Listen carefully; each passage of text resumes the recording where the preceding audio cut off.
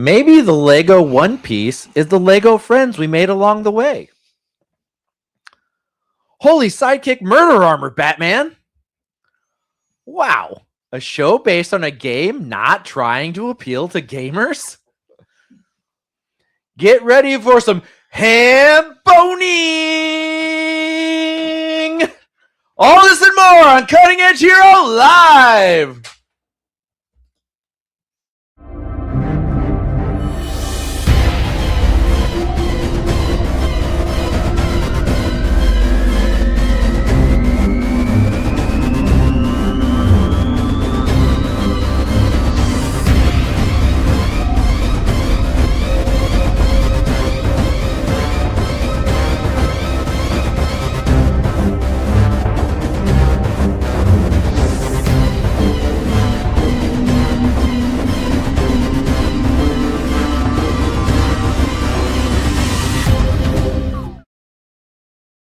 Welcome to Cutting Edge Hero! I am the Nerd King, Danny Stewart, your host for this and most episodes of Cutting Edge Hero. Okay, sometimes I do things. I've got a life. Joining us in the studio tonight, we have the one, the only, the sexy Landon Felter. Landon, how you doing? I'm doing just fine. How are you all doing? So happy to be here and so happy to be with you. Glad to be back. I mean, not in the room, but, you know. In spirit. Connected by the series of tubes that is the internet. That was the last thing I ever heard on it from Al Gore, and that is what I have continued to go by. Okay. Internet is a series of tubes. That might be a dated reference at this point. Might be. I don't know. Wires, tubes. What's the difference? I'll sit you down and talk to you about it sometime. I mean, there's a fundamental difference. Is there? Yeah. We don't have time. Actually, if I don't, it's going to kill me. No, I'm just kidding. So we are going to have a great show for you tonight. Unfortunately, I am running the computer again. Justin could not be here tonight, but he will return to us next week with his frenetic energy that we have come to know and love. But in the meantime, we've got a great show for you tonight. We're going to be talking about some of, but certainly not all the news in the bullet points. After that, I am going to break down my thoughts on episode 1 through 4 of Daredevil Born Again Season 2. And then after that, we are going to break down our 5 favorite recommendations, if you're not hip, our 5 favorite anime recommendations for haters. Like, if you just cannot get an anime, we got you. Right. We know some that we guarantee you give it a try, you might become an anime fan. Or not. I don't know. I'm not your dad. Anyway, but before we do all of that, let's talk about the nerdiest things we've done this week. Landon? I guess I had to say the nerdiest thing I've done this week is do a little bit more work on my Lancer character.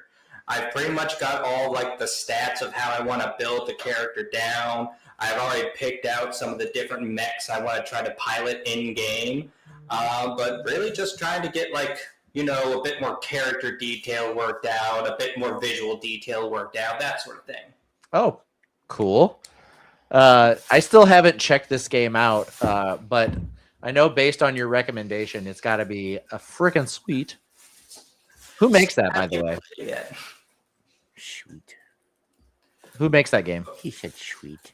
I don't remember off the top of my head who makes that. I remember it's made by by the author of Kill 6 Billion Demons. Okay. But besides that, I don't remember. I don't know who specifically made the game. Gotcha. Well, I promise I will check it out. Sorry, I'm waiting for a really important email to come in, so I apologize. I was checking my phone when I should be hosting. He does our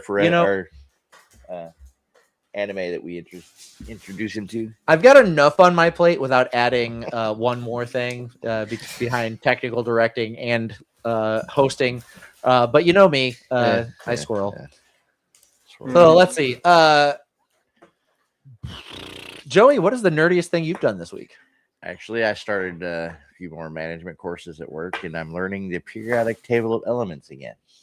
Okay, So that's about as nerdy as I got this week. I gotcha. Periodic table of elements, pretty nerdy.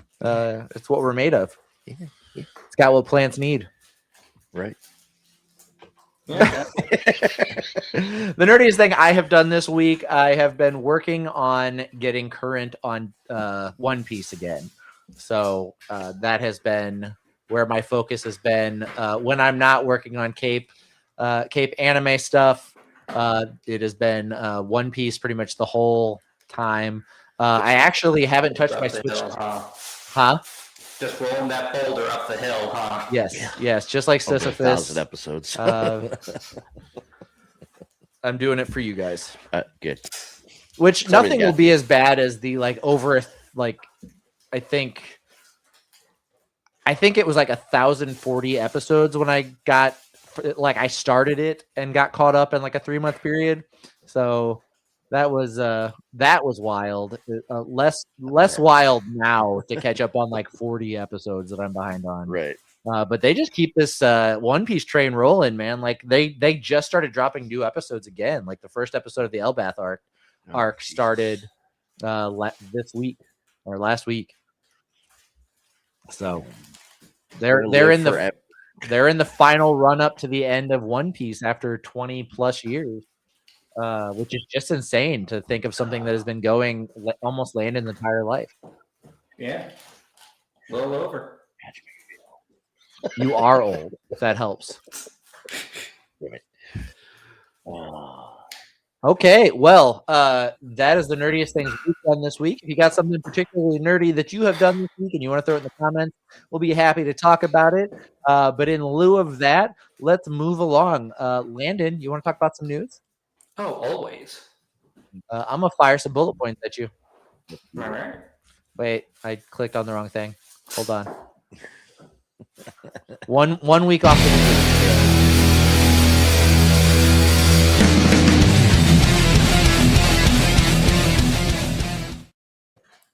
Welcome to the Bullet Points, where we're going to talk about some of, but certainly not all of the news. I am going to kick us off with anime, but before I do that, our friend Mac, aka ya boy, DFP and royalty himself, is in the chat. He said, "Periodic table, huh? My 8-year-old is reciting it from memory for his talent show. He's all about bringing nerddom to the forefront of entertainment." Hey, man, however you nerd, it's all right. There's no wrong way to nerd. I don't think. And my opinion matters the most because I'm the king. But anyway, in anime news, yesterday, Netflix dropped a bunch of One Piece news. So I'll start tearing it down. Max said hosting and producing at the same time is an underrated skill. He knows how I feel. He knows what I'm doing. He's worn these shoes before. But anyway, Netflix dropped a bunch of news for One Piece. So first, they announced that they announced the title for the season 3 live action series. The title for season 3 of the live action series. They are calling it the Battle of Alabasta. If you are a One Piece fan, that will tell you kind of where that story is going. They're doing the Alabasta arc. I have an image here that did not load, so give me a second to put that bad boy on there. There's this guy. And so here is the official title for Battle of Alabasta. And I do love what they do with the CGI intros for these shows. They take the classic One Piece title card and they toy with them, and I always think it's kind of fun what they do with it, especially episode to episode. So then they also announced a Lego special that will be premiering September 29th, Captain Usopp the Brave and the Straw Hats, which is a story told from Usopp's perspective in Lego form.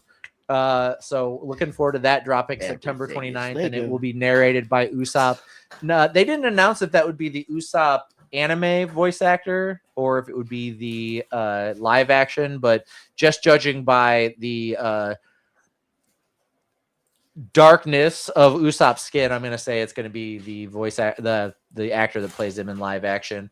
And then also they shared some production imagery from the One Piece remake that Wit Studios is currently working on. They are shortening all of the arcs of One Piece so that it is consumable in a much shorter amount of time for people who just cannot get into it because of how long it is.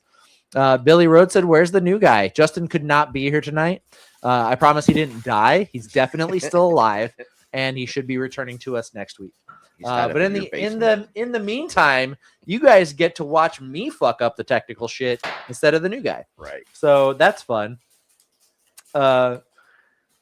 Moving on to comic book news. Landon, you ready for some comic book news? Yeah. Let's see. Did my comic book news image load? It did not. All right, 2 seconds. Let me add this image real quick.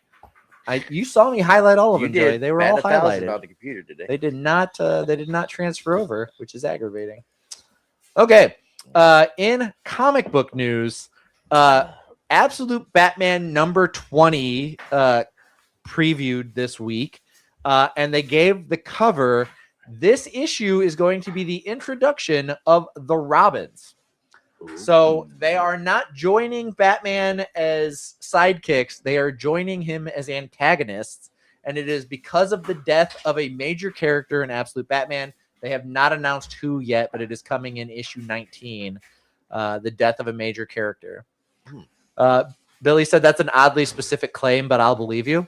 Yeah, no, he's definitely still alive. But check it out. I think we can kind of go by the colors of the suit, who's probably in it. But this is a giant Dick Grayson Robin mech that looks like that's Stephanie Brown in the lower right corner. I'm not sure who the green one's going to be. Let me see. And then I would have to assume the blue one is probably Jason Todd, being just a little smaller than the Dick Grayson one, but maybe he's somebody else. Or maybe that's Jason in the big mech suit in the front because of the size of the fucking Batman gun. as you do, but yeah. And then I don't even have a guess at the green one. Maybe Tim Drake.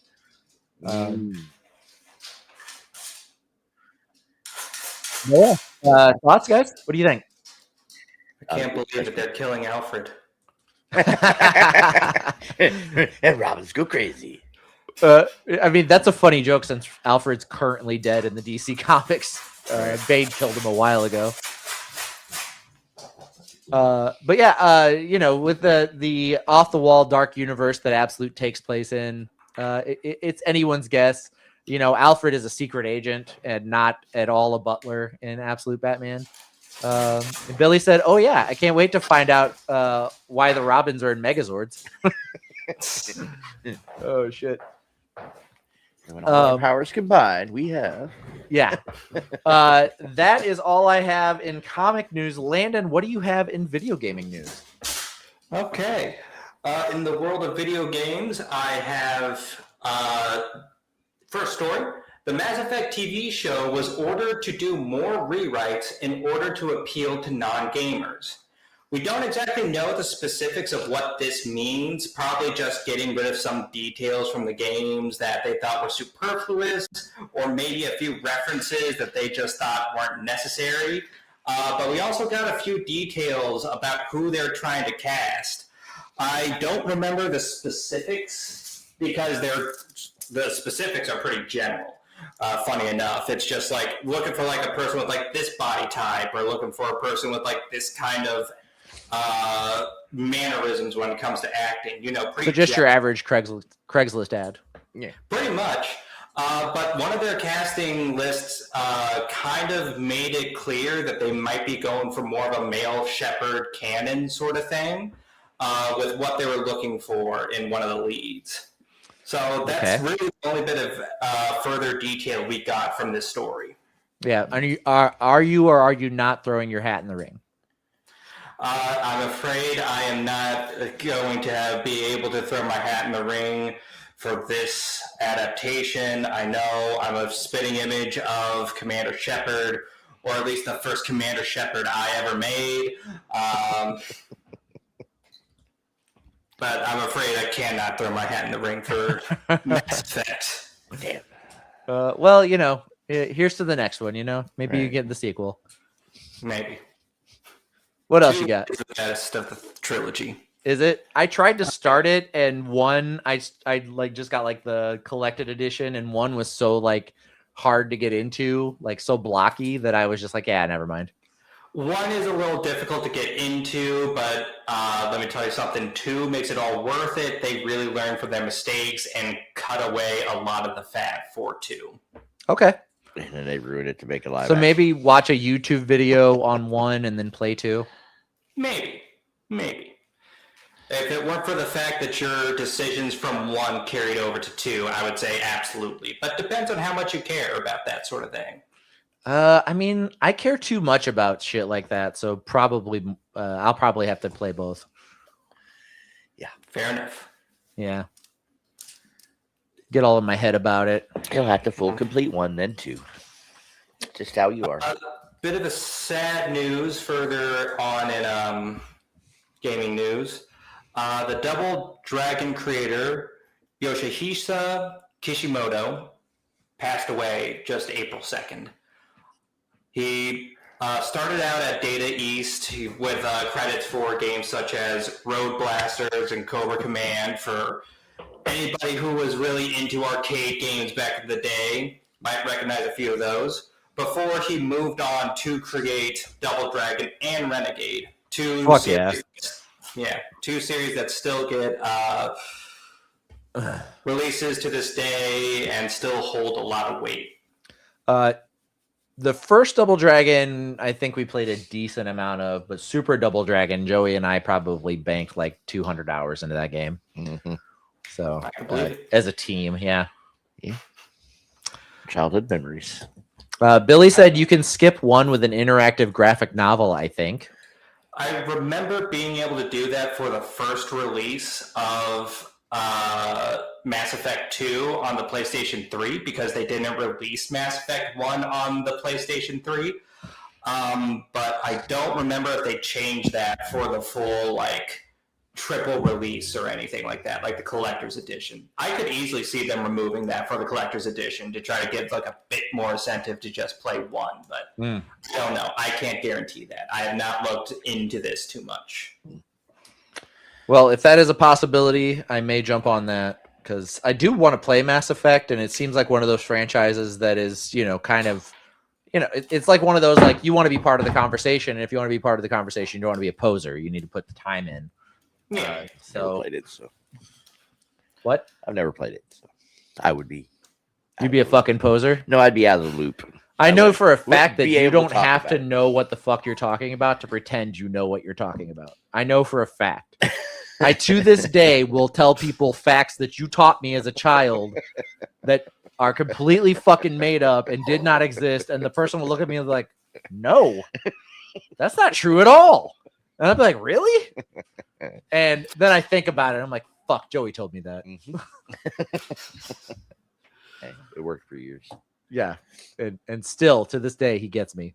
But anyway, what else you got in gaming news, Landon? That's kind of everything I had for gaming news this time around. Billy said, or just skip the first one entirely anyway. They ask you about the decisions you make in the beginning of the second one, so you can just pick whatever you want then. Oh, tight. I don't remember being able to do that the first time I played Mass Effect 2, but I don't know. That's probably because you'd finished Mass Effect 1. And they didn't have to ask. No, I didn't. No? Okay, man, never mind then. Yeah. But yeah, this was over a decade ago, so who knows what I remember right and what I don't. God, you were so young then. I was a whole 2 years old. Holy shit. God. Anyway, moving along to television news, regular show, The Lost Tapes, the continuation of the legendary regular show on Cartoon Network, has dropped a series of teasers ahead of the May 11th release. They have an announced 44 episode season coming our way, picking up where regular show ended off. And I am excited. Are you guys excited about more regular show? Oh yeah, fucking love regular show. If you're not a regular show fan, that's what the ham boning in the intro was a reference to. There's a whole episode about that in the original series, and it's fucking hilarious. Cannot strongly recommend regular show enough. I know before I started watching it, I thought it looked like the dumbest fucking thing ever. And then I started watching it. And I was like, this is one of the greatest fucking shows ever. I love this is show. worth watching. Yeah. And the voice cast on that is fucking legendary, up to and including Mark Hamill as a Yeti. Yep. So yeah, Billy said, "You know who else has 44 episodes?"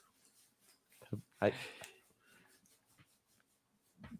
don't. Is this a joke or I'm out of the loop here. We're all confused. Okay. Oh, wait, are y'all just being genuine right now, or you're playing up the bit? Because I'm actually confused now. I'm not playing up the bit. What is the bit? You know who else has 44 episodes? Oh shit! Oh, God, he got me. Damn it. My mom. So good, Billy. Nice. Fuck me. Nice. For a second. I was not, but man, I'm glad we did. Though. I'm glad it looked like we did, even though we admitted we didn't. Right. So good. That was fucking beautiful. Well worth. Chef's kiss. Well worth. Great job, Billy. Anyway, moving along to movie news. In an interview with GQ, so that was the outlet right before we got to interview him, and then we ran out of time. In an interview with GQ, Tom Holland confirmed that he was currently doing reshoots for Brand New Day. He said, "Don't worry about it. The movie's good. They're not changing anything major. They're just adding the icing to the top of the cake, but they are pivoting one of the villain storylines with these reshoots." Now, we haven't gotten a confirmed main villain for Brand New Day yet. We know that Tombstone is in it. We know that Tarantula's in it. We know that Scorpion is going to be in it. But we have not seen a confirmed main big bad. There is some theory that Keith David is going to be playing the Jackal, and that there's going to be some cloning shenanigans in this one, but we're not sure yet. But based on the fact that there's a Keith David voiceover in the teaser trailer, and he has not confirmed nor denied that he's in the movie, but there's a chance he's playing somebody big if they put him in the teaser.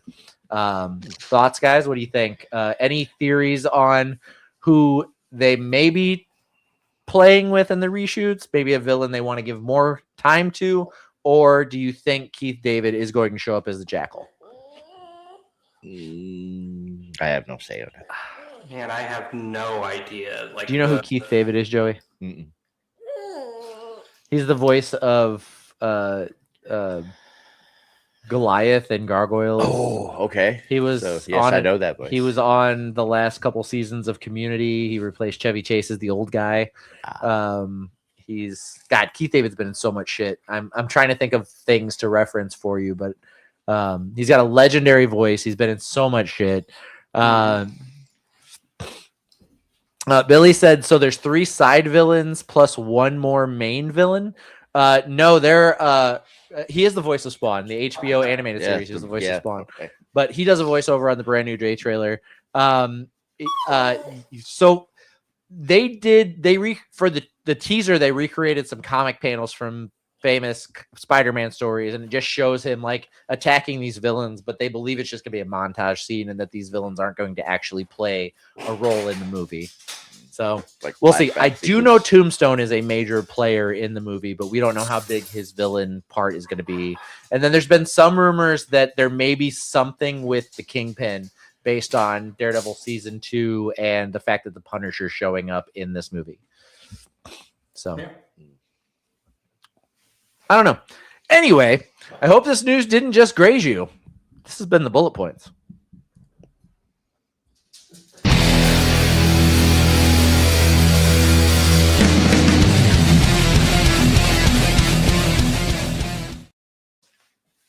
You think if I just stare an uncomfortably long time at the computer every time, or at the screen every time I can't find where the thing I need to click is, that nobody will notice? Nah, nobody pays attention. No, You're good. it's perfectly normal. You're good. It's By the way, I got to pop out for just a second. I'm terribly sorry, guys. You're fine. Okay, you're good.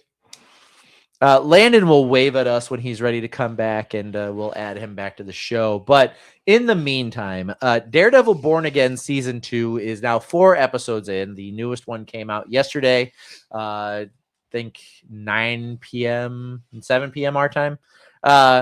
Anyway, it dropped, and holy shit, was this newest episode absolutely fucking incredible. We are back, baby.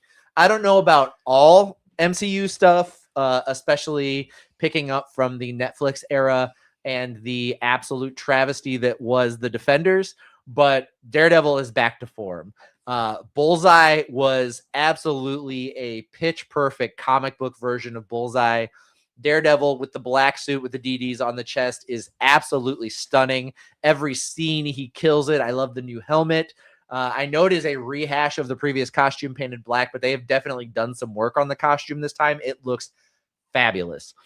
Kingpin is back to being the slow, simmering, angry Kingpin of crime who you do not want to be on his bad side instead of the pouty, whiny version of the Kingpin he was in season 1.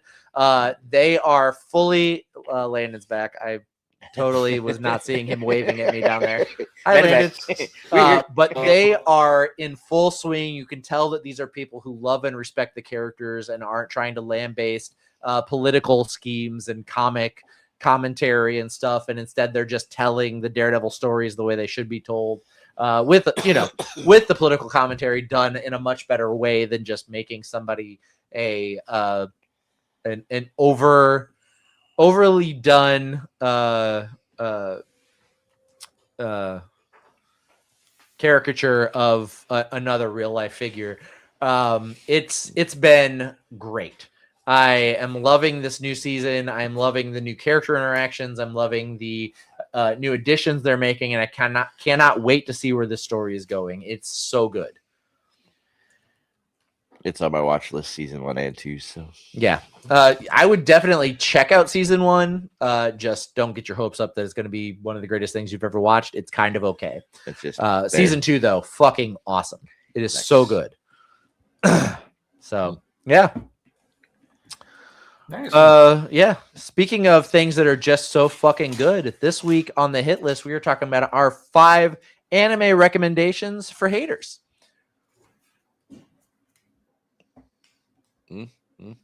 Yeah.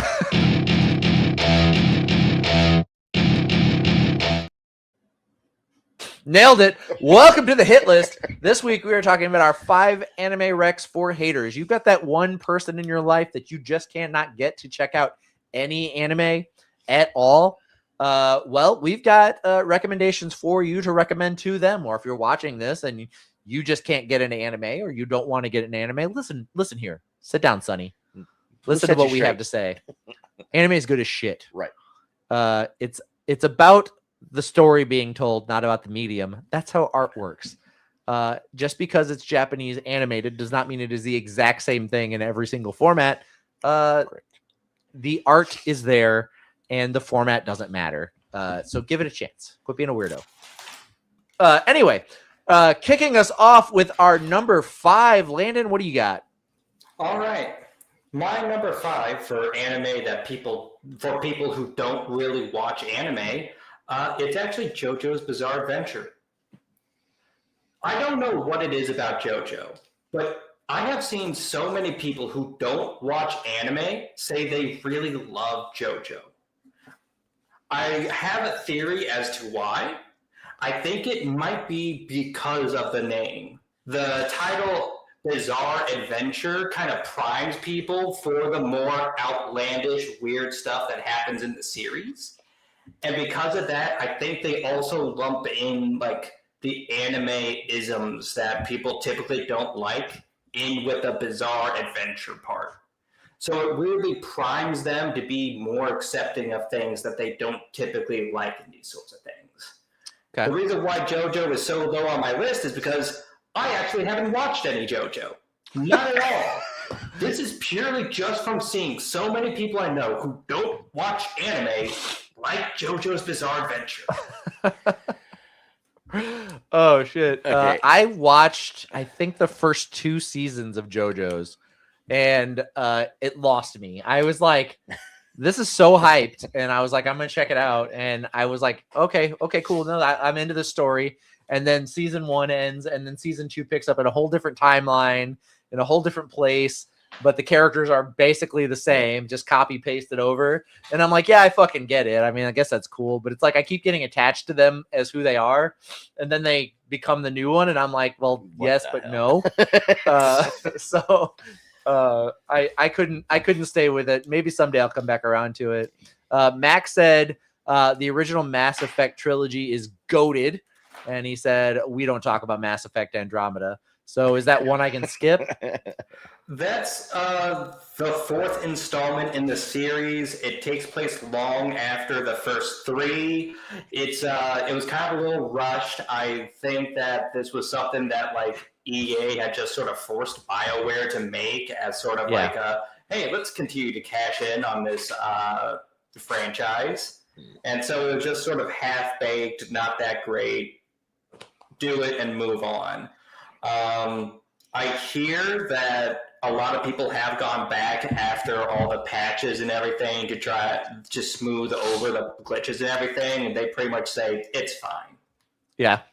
Yeah. Okay. So if I ever do get around to figuring out how to do Mass Effect 1 without playing it, then play 2, then play 3, I may have an opinion on Andromeda. Maybe. Maybe.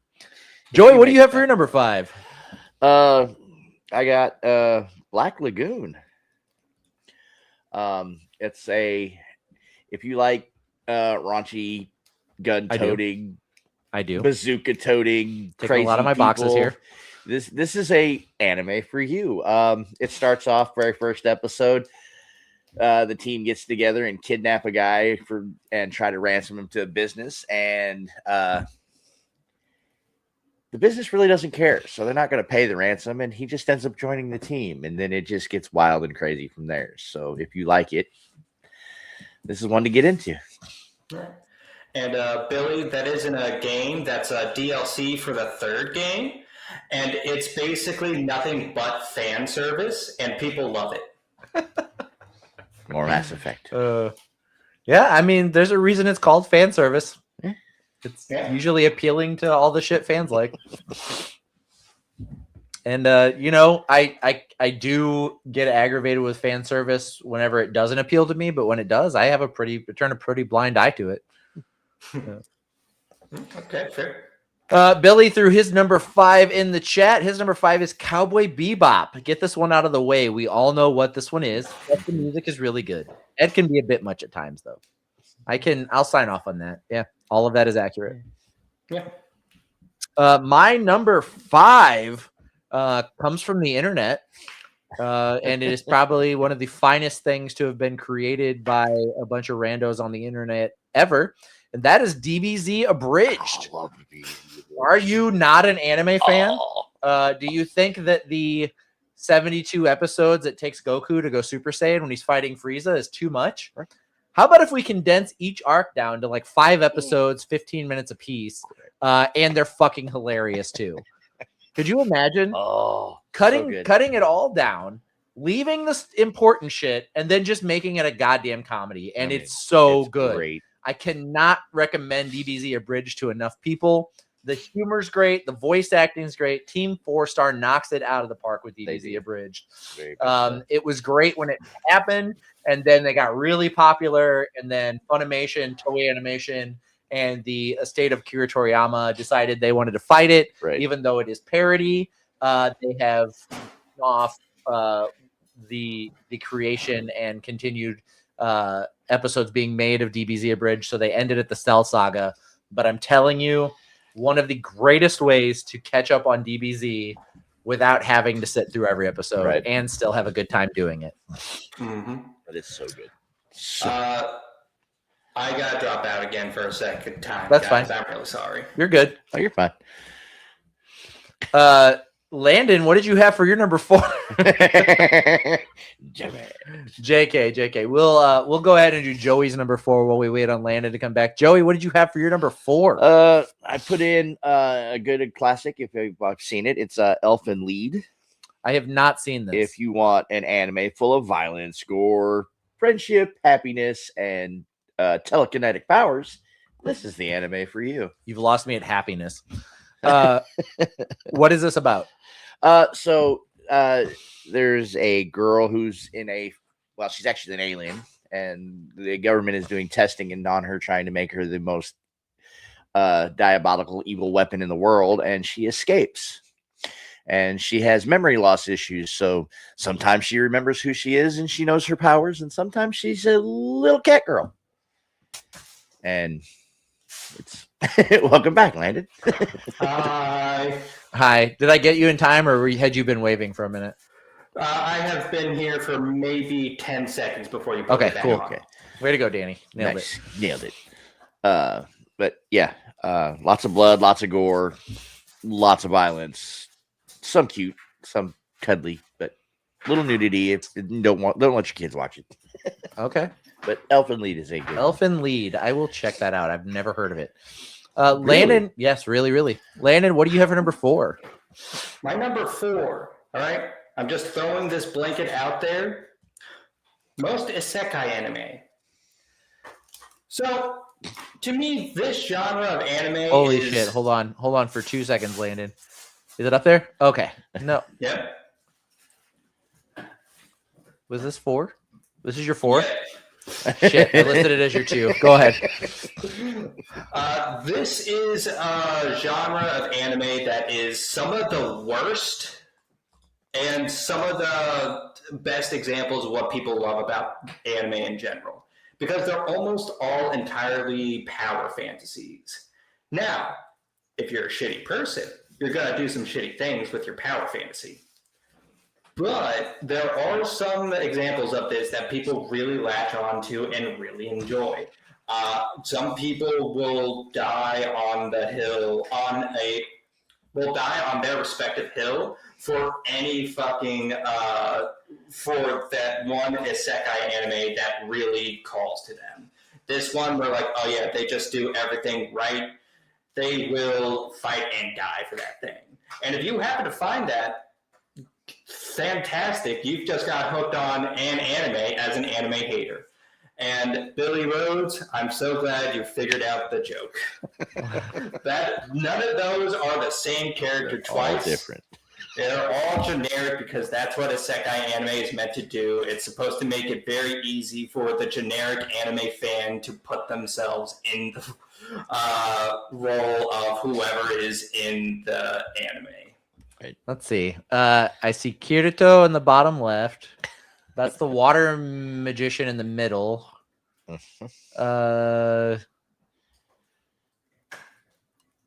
Yep. Nailed it. Worst part is I probably know every one of these characters. Probably. And I can't name them by looking at them. I know several. I can't remember them all by name. But yeah. Anyway. What did we have in chat? Let's see. Billy dropped his number 4. He said Batman Gotham Knight. Various collections of Batman stories that I think might take place between Batman Begins and The Dark Knight. I can't remember if that's official. It probably is. And I haven't seen this, so I might have to drop in and check that out, actually. Does Christian Bale voice Batman in this? He's an anime voice actor. He's the voice of Howl in Howl's Moving Castle. Oh. Good anime. Yeah. My number 4... Let's see. What did I have? My number 4 is Solo Leveling. Now, as a hear me out, like check out this anime, not a hear me out, let's nail this character. As a hear me out, Solo Leveling stands on the shoulders of much longer, much more celebrated anime shows and movies. But you don't have to understand those worlds, and the story picks up a lot faster. By the end of episode 2 of Solo Leveling, we're already in the main story. We know what's happening, and Sun Jinu is on his path to become the character that he is. And it just steps it up every episode all the way to the end of season 1, and then in season 2 it just throws all the fucking brakes off. One of the greatest fights in anime history takes place in season 2 of Solo Leveling. It also like borrows from Hunter x Hunter, other isekais, because Solo Leveling is technically falls under isekai because the character has died and then been resurrected in his own world. But Billy said Kevin Conroy is voicing Batman in the Gotham Knights, which is even better than Christian Bale doing this for sure. But if you are into action at all, if you are into having a mystery in the background that you kind of want to figure out what's going on, but they never fully give you the answers, up to the end of season 2 of Solo Leveling, they've just been teasing us with what the bigger world is. Right. Check it out, and it's a very small investment of your time. I think there's like 13 episodes a season, and it's only got 2 seasons out right now. Yeah. And this was a manhwa, which means it was Korean first or Chinese first. It was Chinese first, and then they made a Japanese animation out of it. So you even get a little bit more cultural influence. Yeah. Max said Dragon Ball Z is his number 5. A lot of fights from the show are iconic and characters are pretty much ingrained in pop culture. Easy sell to get someone into shonen. Yeah. Absolutely. And Dragon Ball Z is the original. Like the entire basis of the anime explosion in the United States was due to Dragon Ball Z's exposure in the United States. Yeah. Let's see. Landon, what did you have for number 3? All right, my number 3. It is Zatch Bell. This is one that's a little less popular from what I remember. But I think this is a really good one for people to get started with. It's kind of low stakes, but the real selling point for this, for me to other people, is that the weirdness comes in our own world. Like, this is one of those things where it's like a regular, everyday sort of person just sort of gets thrown into all the weird stuff. They acknowledge it as the weird stuff happening. And it's because of that, it's easier for somebody who is slow to embrace the strangeness of shows and movies, so to say, to really pick this up. I think that's a real, talking about that with the JoJo's Bizarre Adventure one, I think that's really a hard stop for a lot of people, is that they just cannot get behind a lot of the strangeness of anime. Anime expects you to kind of just go with it at times, to just accept the differences and the different rules of this world and different standards and everything as it comes at you.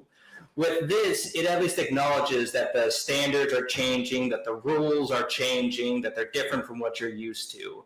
And that's also another point in the isekai favor, because it's pretty much the same thing of somebody appearing in a new world with different rules, different standards, yada, yada. But that's why I like Zatch Bell, because it's mostly grounded in the real world with just a bit more of that strangeness thrown in and acknowledged and addressed and spelled out. I think I watched some of Zatch Bell. I don't think I ever watched all of it. I know the name, but I don't think I watched Isn't it. he like a marionette? So now it's on the little list of blonde things kid? to watch. Something like that. No, he's more like, I guess a demon is the closest thing you would call it to. That they're basically having a competition to see who will become king of their world. And they basically have to find humans to team up with to speak the spells from their individual spell books to allow them to fight. So that is ringing some bells. I feel like I did spend some time watching Zatch Bell. Also, Mac, proud of you, Joey. He said Black Lagoon, nice. I didn't know we were going with some deep cuts. Joey, what did you have for number 3? I have a new one. It's Rising of the Shield Hero. So if you're into the storyline of people being transported to a new world, Also an isekai. Yes, it is. Given powers, being betrayed, becoming the greatest, most powerful person in the world, this is kind of the anime for you. I kind of lost it in season 4. I don't know if they're doing it in season 5, but I hope they are, and it's going to be better than season 4. because it was kind of like an unwrap, rewrite, and rebuild on the same shit over and over again. So Yeah. let's see if we can level that out. But yeah, it's a good anime to watch. Yeah, I said something about season 4 not being very good, and one of our longtime viewers commented that it was the best season so far, and he has not come back since. Oh God, Like that was his last comment ever. oh, That was months ago. I'm sorry. So I was like, Season I guess 4 I was really not offended him. That was Kenpachi. Kenpachi was like, "What? Season 4 is the best season ever," and he has not been back since. So waiting to see him in public, be like, "Hey man, what's up? What's your problem?" What happened? Where'd you go? But anyway, let's see. Do we have a number 3 in chat? I think Billy threw his up. He said, "Listen up, you fucking cucks. Everyone likes Blade Runner. So I ever so humbly suggest watching Blade Runner Black Lotus." I didn't know there was a Blade Runner anime. That is news to me. I had no idea. Yeah. I am too out of the loop on that. Not I haven't even. surprising, though. Yeah, I haven't finished Blade Runner 2 yet. I started it. I'm not done with it. But it did take me like 5 years from the time I started it the first time to finishing the first Blade Runner movie. So I've still got a few more years before I absolutely have to finish Blade Runner 2. Let's see. My number 3 this was a breath of fresh air for me. And I think that when you're talking about like recs for people that you're trying to get them into the format, maybe something that's a little bit different for you would be a good recommendation as well. This is only 12 episodes long. It's called Zenshu. It is a story of a Japanese anime director who dies from eating some spoiled clams. She gets resurrected in the world of her favorite 1980s anime movie that she knows by heart. It is the reason why she went into being an anime director. And she gets to meet and get to know the characters from her favorite movie, which I think is something that we all kind of share as something we thought would be cool, getting to drop into the world of our favorite movie. And we get to experience her adventures in there. And not only does she get to join them, but she has incredible powers while she's there with them based on her ability to draw and create anime. And it's only 12 episodes. It's incredibly compact. It's a very well written and very well told story. The voice acting is phenomenal. It's not a long investment to get into, and it's very fun. It's very fun. It's very touching. It's very heartfelt. I cannot recommend Zenshu enough. And it was animated by Mappa, which if you don't know anything about anime, the visuals are going to be fucking incredible too. So Zenshu, cannot recommend enough. The second person to put that on a list of things. Mac dropped a number 4 in the chat. He said Death Note. Not all anime are about epic fights and the power of friendships. Sometimes it's about an egomaniac that holds the power to kill anyone around the world by writing their name in a book. As a matter of fact, Joey, if you want to grab that little notebook right there. Yeah. It's this book. Yeah. You just have that lying around, huh? Yeah, I do. I leave it hanging around. Let's see. I got it signed by, I think, Emperor Palpatine at Kansas City Comic-Con, at Planet Comic-Con one time. Maybe not. Maybe he didn't actually sign it. Anyway, the Death Note. I am planning on getting the Death Note cast to sign this for me while they are here, though. Yes. I'm excited about that. And then Max said, "Well done, Danny." Yeah, I keep this thing on me. Gotta have it in hand. At least in arm reach. Let's see. Joe or Landon, what did you have for number 2? My number 2, it's Dragon Ball. We all know what Dragon Ball is. We all love Dragon Ball. It's the anime that really caused a huge anime explosion here in the West. It is the thing that has been around for what feels like fucking forever now. It is a staple of anime. It will probably outlast all of us. You couldn't see me crossing my fingers because I haven't taken the image down. Fingers crossed. It outlasts all of us. Yeah, it's Dragon Ball. Moving on. Love Dragon Ball Z. Absolutely love Dragon Ball Z. And Landon, were you aware that Cape Anime is coming up April 18th and 19th? I wasn't aware that Cape Anime is coming up April Well- 18th and 19th. Who will be there? Well, let me tell you something. We are bringing the Death Note cast. We will have Brad Swale, the voice of Light Yagami from Death Note, as well as Alessandro Giuliani, who is the voice of L, the detective, and also Brian Drummond, who is the voice of Ryuk, the Shinigami. We also just added Colleen Wheeler, the voice of Rem, the Shinigami from that series.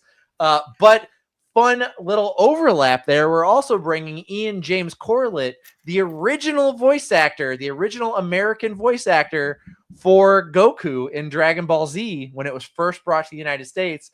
And you know who else was in that? Brian Drummond was also the original English voice actor for Vegeta, and Brad Swale was also the original voice actor for Adult Gohan. And they are all going to be at this show for one weekend here in Cape Girardeau, Missouri. So if you haven't had a chance, get your tickets now and come hang out with some of the coolest voice actors on the planet. We may also be dropping a very cool, this is for Cutting Edge Hero fans only, early announcement. We may be dropping a very, very big, very cool voice actor who I'm waiting on a signed contract from right now.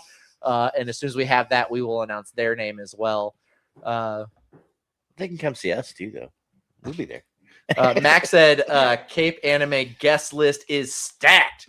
Yeah. If you want to hang out with the guys from Cutting Edge Hero, we will all be there at Cape Anime, as well as a lot of the bigger DFPN family is coming as well. Nice. And those guys will be in the house too. So you want to hang out with all of the fam, we will be there. I will be running around like a crazy person, but everybody else might have some time to talk to you.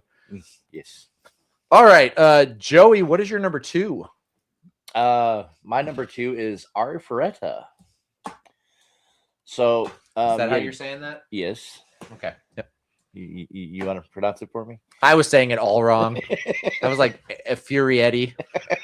So yeah, this is another one where your hero is transported from another world, but on this one it's like a whole classroom of kids are sent to another world to save it from the evils that be. Some of their classmates turn on them. One of the kids gets turned on and dropped to the bottom of the dungeon and becomes the most powerful character in the anime. A lot of weird things in here that'll draw your attention, like eating things you're probably not supposed to eat and making weapons you're probably not supposed to make and putting those weapons in places you're probably not supposed to put them. So just a little bit of... Yeah, he goes to a fantasy medieval time period and becomes a gun guy. Right. And no one else has guns. That's the whole thing. He's a gun guy in a world without guns. Correct. You know what? Fair. Yeah, it's a good time. Let's see. What do we have in chat? Let's see. Mac dropped a number 2. He said Demon Slayer. I know it's one of the more modern animes out, but it deserves to be mentioned. The popularity makes it easier for a new fan to jump in. Demon Slayer is very easy to get into. And again, very similar to Solo Leveling, the main storyline kicks off very quickly in Demon Slayer. Mm-hmm. There's not a long lead time into getting into what the show is about. It happens almost right away. Billy said his number 2 is something people like more than Blade Runner, the Sega Dreamcast, specifically the game series, Shenmue. Everyone loves that shit. Also the anime, Shenmue, the animation. Shenmue, the animation. Is that based on Shenmue, the game? I would think so. But it's animation, so I can't be certain. Right. Yeah, could go either way, right? Yeah. Interesting. Love it. I didn't expect Billy to have so many anime-related recs. This is wild. Nice. Well, he's somebody that doesn't like anime, so naturally he knows the ones that people who don't like anime like. God, that is so valid, and I did anime. not think about that in those terms at all. I actually share one with Billy. My number 2 is Cowboy Bebop. Cowboy Bebop is a very easy entry point for people It's like Dragon Ball Z. It's been around forever. Everybody's heard of it. It got a live action that wasn't particularly great, but if you see an absolute stinker of a live action, then the anime being the better option for you may be the thing that gets you into anime. It's got an incredible voice cast. The music is fucking fire. It's the first time in my life I've ever actually enjoyed jazz. And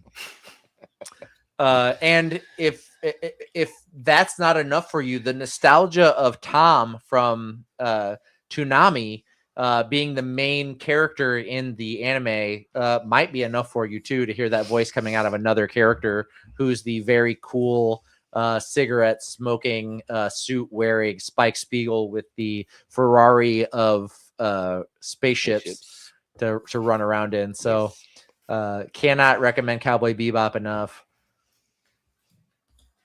Max said intro to Cowboy Bebop is fire. And Billy said, yes, the anime is based on the game, oddly enough. Interesting. And honorable mention on mentioning Cowboy Bebop, Samurai Champloo, which is like the spiritual predecessor to Cowboy Bebop. I know I should be I should be more careful saying spiritual predecessor when I'm talking about things, because I got burned so hard that one time. But Landon, are you ready to give me your number one?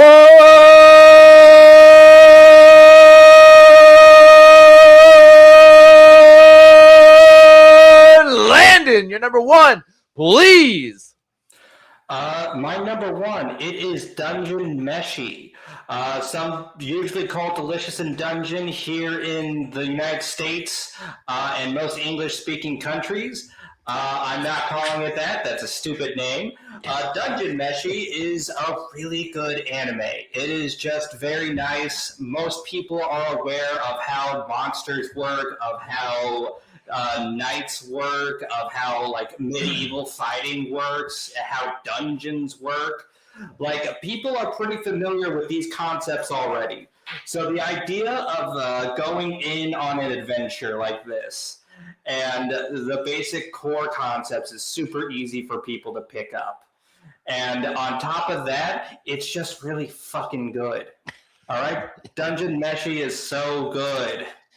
It's a show about, like, not just eating, but about, like, the people's needs and, like, forming connection and how people exist and how, like, everything interconnects, and it's just really fucking good. Watch Dungeon Meshi. It's good. I love Dungeon Meshi. It's so good. As I was saying before we went live, Katrina has recently watched it and she's really enjoying it. I watched it a while back. Damien watched it. That was one of those anime where when I got into it and I was talking about it, my son was like, "Oh, you're watching Dungeon Meshi? I love Dungeon Meshi. You want to watch it together?" It's like he'll watch it over and over again. So he wasn't too cool to hang out in the room with his dad and watch one of his favorite anime. So that was cool. Twice. Yep. So it was worth a rewatch. So it's a good anime. Joey, what do you got for your number one? I've got one. It started as a webtoon. It got really popular and it turned into an anime. Tower of God. So it begins in a world underground, and you meet Bam and Rachel there with a blonde-headed girl on the right. She starts being his friend, and over time she talks to him about this tower and how to climb it. Her dream is to climb to the top of the tower so she can see the stars. Throughout the anime, you really start to like Bam. You really like Rachel in the beginning, and then she turns into the most evil, sadistic person you'll ever meet in your life. But yeah, it's something for newcomers to get into. They can read it and then watch it, and it stays along with the webtoon. So if you like the webtoon, the anime is just right along with it. So I'm on season 2 of Tower of God, and I kind of feel like they lost the thread, but maybe I just got bored with it, so I might need to come back to it. But yeah, the season 1 was great, like really great. Season 2 the gets power a lot scaling of in it was story. kind of wild. The story does get a little wonky, but it picks up at the end of season 2, and season 3 gets really, really good. So Cool. Fantastic. Let's see. We got a couple of number ones in the chat. Max said Naruto, both the OG series and Shippuden. Watching Naruto grow from a troublemaking kid into a mature leader of the Hidden Leaf Village is chef's kiss. I went on that voyage as it was coming out. Pretty exciting. My little brother Ben and I enjoyed that together, and it was kind of incredible to get to watch that journey from, everybody's favorite knucklehead ninja to Naruto being just this total fucking badass that nobody can hang with. Really cool. And I love that. I Ultimate Ninja Storm 4, like I've just played that so goddamn much. And Billy Rhodes number 1, Little Nemo. Adventures in Slumberland. A boy goes to a dream theme land, meets a princess, meets cute clown girl named Bon Bon. Mickey Rooney gets him in trouble, kills a king, saves the day. And then Billy's got a number 1 continued. Also, there's a flying squirrel, and Bon Bon apparently is a boy, which caused me to have lots of confusion as a child. What is this in reference Joey. It's Joey. to? Yeah, It's me. yeah, great job, Joey. Nice. Yeah. Cool. My number 1. I think maybe it's one of those that people maybe were kind of like edge lording when it first came out, but it does get a lot of comparison to Blade Runner and other media of that nature, but it is one of the earliest anime I ever watched, and it has stuck with me. I've watched it over and over again. I own it in several different formats with several different voice casts, and then I also own the manga, which is one of the only manga that came out after the anime, which is great because it expands the story of the movie, but it is Akira. This is a seminal work. Nice. It is one of the greatest anime ever made, and you don't have to watch an entire season or seasons. It is one 2-hour-long movie about the way it felt for the Japanese people in the fallout of the bombings of Hiroshima and Nagasaki, and then them going on to a third world war where the same kind of powers come from them as opposed to from an outside world power, and the way they would have handled it. It's an incredible commentary on Japan as a whole, on what the country experienced, then gives you a firsthand view of what it was like to kind of be in a world where a ground zero atomic explosion happened, and the kind of world it would create afterwards. It's incredible. Billy said Ion Flux. Yeah, that gets compared to Blade Runner a lot too. But cannot say enough good things about Akira. I've got Kaneda and the motorcycle up there next in front of my Lone Wolf and Cub manga. And then the Akira comics are actually right there. That's the big ones next to my Red Hood helmet. But anyway, so that is our 5 recommendations for the anime hater in your life to get them into anime.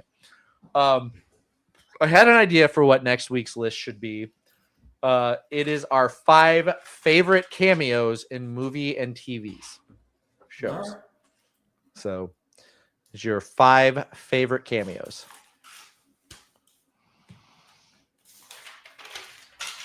And no, I don't mean like if you paid for a cameo from the website Cameo. If you bought 5 of those and that was your list, I guess if you did, I'm gonna need you to send the link so that we can play them. Can it be can it be the same person in 5 different movies? 5 favorite cameos. Is it? Are they all Stan Lee? They are. Or you're gonna just do 5 Do Stan 5 Lee Stan Lee cameos? cameos. Okay, fantastic. But anyway, for this week, this has been the hit list.